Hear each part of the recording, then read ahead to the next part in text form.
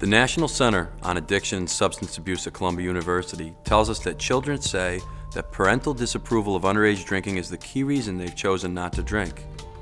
That's a profound statement, and one that shouldn't be taken too lightly when considering the influence parents have on their children. Parents can have an influence on children's attitudes toward alcohol in a couple of different ways. The most important is their own demonstration of behavior. If they have a healthy perspective toward alcohol use, alcohol consumption in the community, and demonstrate that, that is going to say more than anything about what they can do to try to have an influence on their behavior.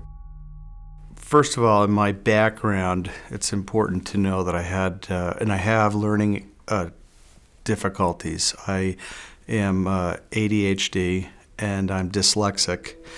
And growing up in an affluent high school, it was difficult for me to compete with the kids around me. And so growing up, I resorted to my social skills and got very good at being involved with groups of kids. I was always known as a kind of a outgoing guy that had a lot of parties, had fun.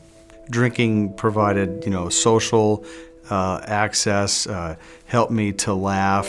It helped me to loosen up. And so I continued to do that for a while.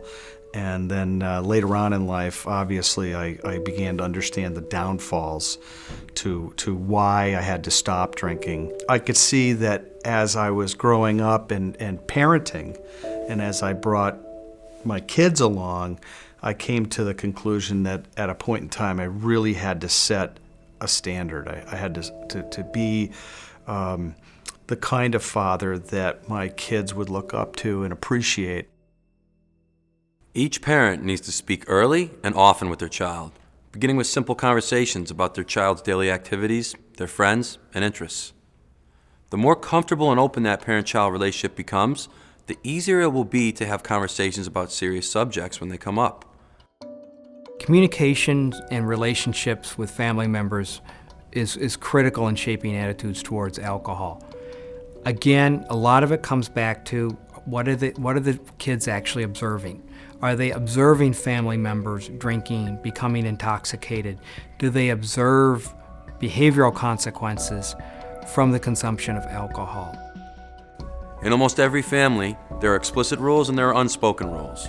Household rules concerning underage drinking need to be specific. Parents need to be consistent while maintaining these rules and be reasonable, avoiding new consequences and unrealistic threats. And even though they may be household rules, they should hold true at other people's houses. If parents are drinking around their children, if they're having a glass of wine at dinner at night, even if they're not an alcoholic, if alcohol is in their house, if they have a bar in their house, or if they celebrate by alcohol, the dad gets a raise and they go out and they drink, they get a babysitter, what's that doing is teaching their children to reward themselves with alcohol. If the children are exposed to alcohol, that will be the norm for them, and they will feel that that's normal and there's nothing wrong with it. If a family has a history of alcoholism, the children should be made aware of this.